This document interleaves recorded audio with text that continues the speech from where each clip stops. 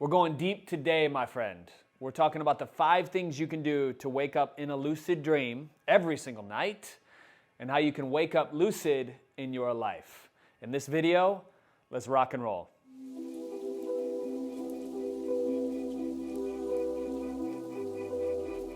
This will be like the beginner level of lucid dreaming. I'm gonna cover a lot, so maybe you wanna grab a pen and a piece of paper. All right, 5 ways to wake up from the dream, the lucid dream. How to access some supernatural powers that you have that maybe you don't even know that you have them yet. How to get information in real time about maybe a business that you want to start, or maybe it's a health issue that you have in your body that you're trying to heal and you're looking for alternative ways to do that. This could help you.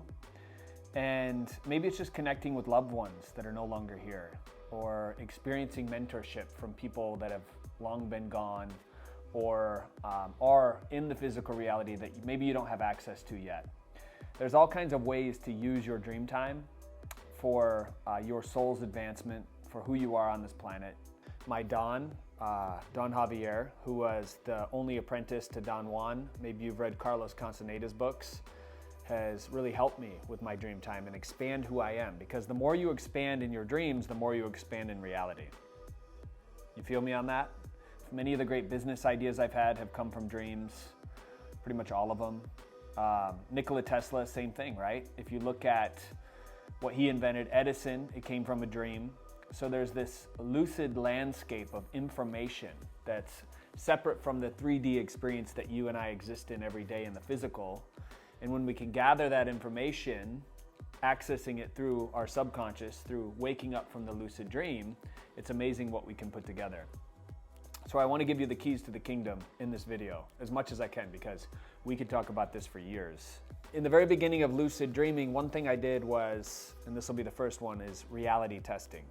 Reality testing is when you simply look around and you observe your environment, and you ask yourself, am I dreaming?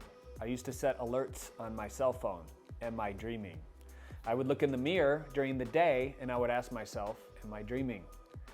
And the reason you do all these things is because in a dream it shifts. The landscape changes. Sometimes you open up another dream, right? If you've ever seen the movie Inception, you'll be in one dream sequence and then all of a sudden the dream rotates. It's actually a lot like Inception. So whoever created that movie, it's very similar. Try to push on a solid object in reality. If it's easy to push, then you know you're in a dream. Look at your hands. Am I dreaming? That's another check you can do. If your hands change, then you're in the dream. You could use time as well. Looking at clocks, if the time's moving really, really fast, or it's slow, or the clock actually shifts, you know you're in a dream. Breathing is another way. So hold your nostrils. If you can't breathe out of your nose, then you're in reality. If you can breathe out of your nose, then you're in a dream. So all of these, this is just what we call reality testing. This is making sure you're in reality. What's trippy, and this is maybe a little bit further down the line, is when you do reality testing and you're in a non-reality state, but you're in the 3rd dimension and you realize that you're waking up. So things can shift, things can change in the 3D. When your dream body gets full access to your light body, you integrate, and then you come back to your 3D body. That's what would be called the 7th gate. And Carlos Castaneda talks about this. The 7th gate is when there's no difference between the dream and the dreamer. You become one. You become pure positive awareness. And that's something that I'm trying to obtain in this lifetime. I don't have it now. Occasionally I've seen glimpses of it, but to be vulnerable and upfront, I'm still a young Padawan at this stuff, okay?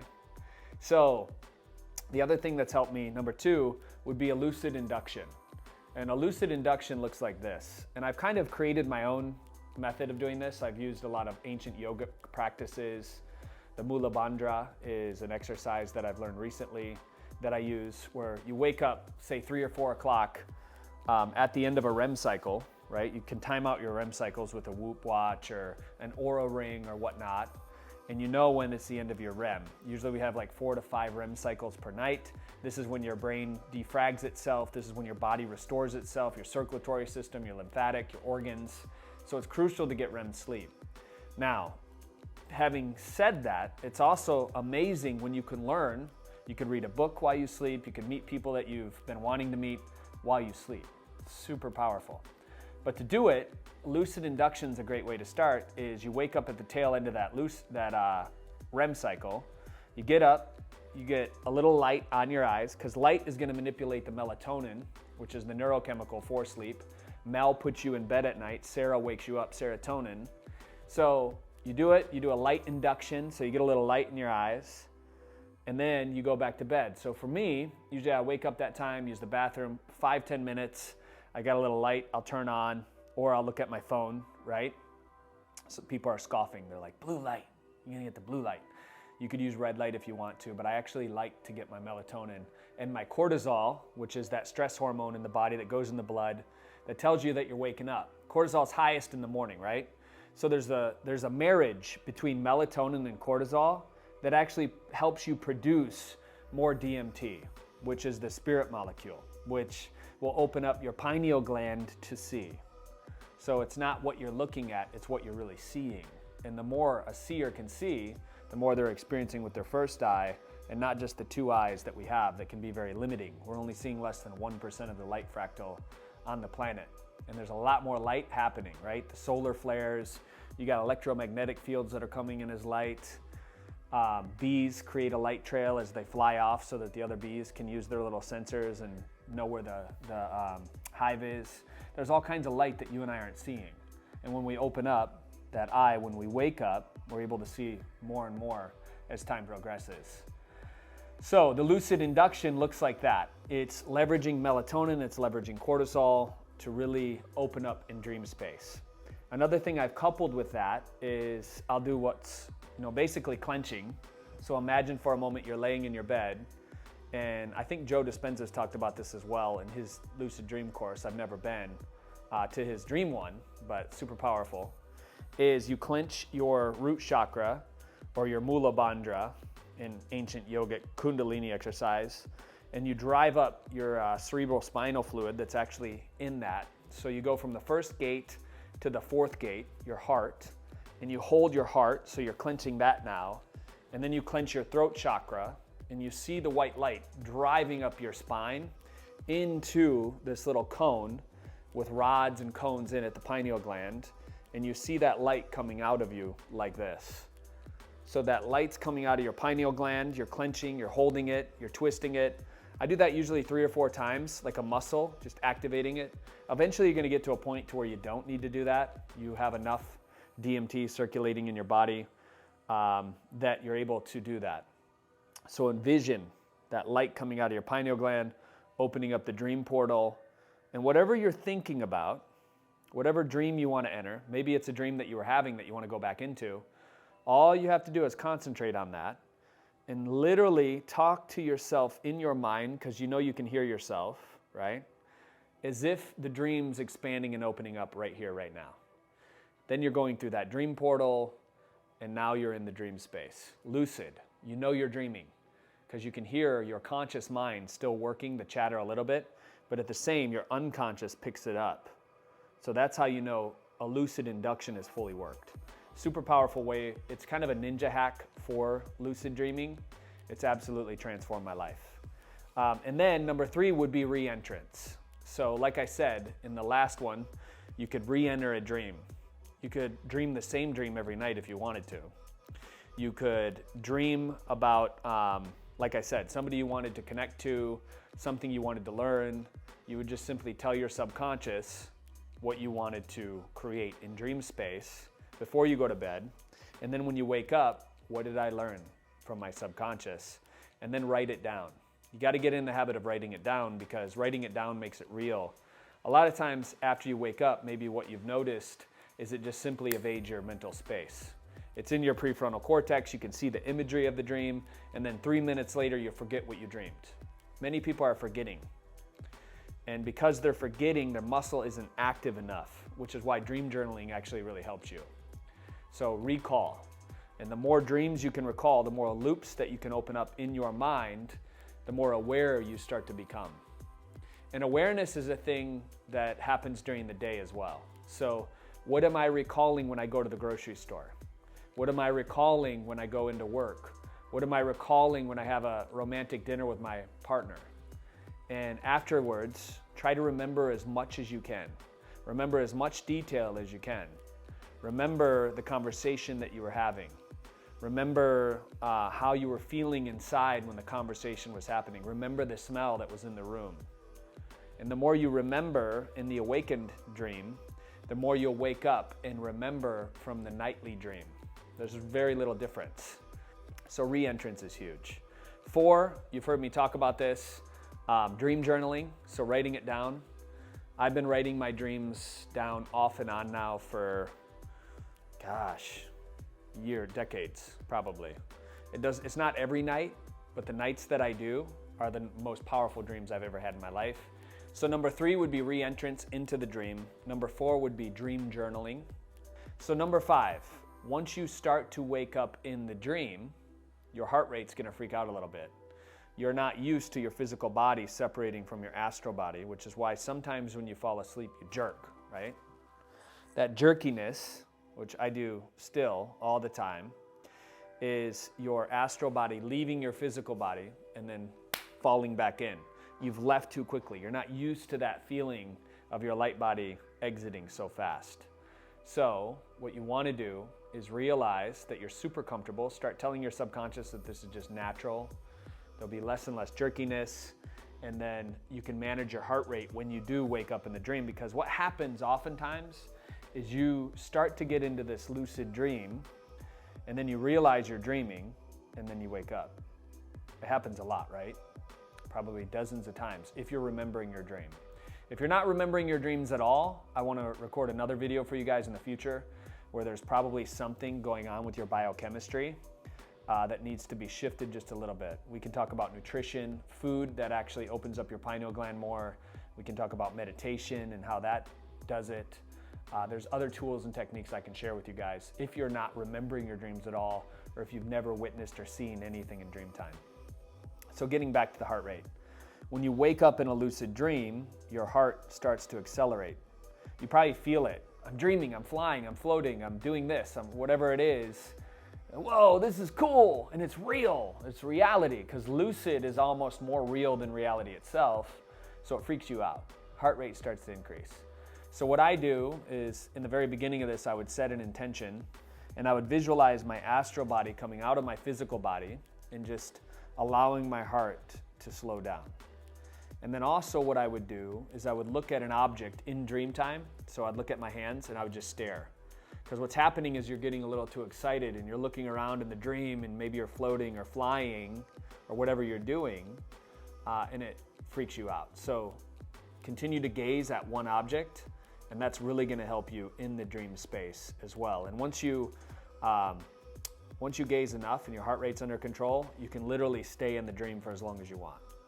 So I've opened up multiple lucid dreams in a row and had full recall after doing this simple exercise.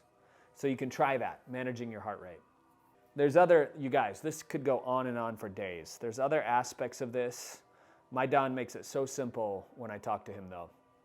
The biggest thing we can do is to become so present during the day to where time stops. There's no past, there's no future. You're totally in the present moment. You've heard Eckhart Tolle talk about this, right? You've seen all these books, The Power of Now, Stillness Speaks, like all these books, thousands of books are now talking about what the ancients knew. When we are so fundamentally in the present moment, we are outside of the linear time as we know it. And because of that, we wake up. So waking up during the day requires us to be fully present in our hearts, making a choice, right? When we make a choice, we move from the third density into the fourth density, and we become the artist of our life.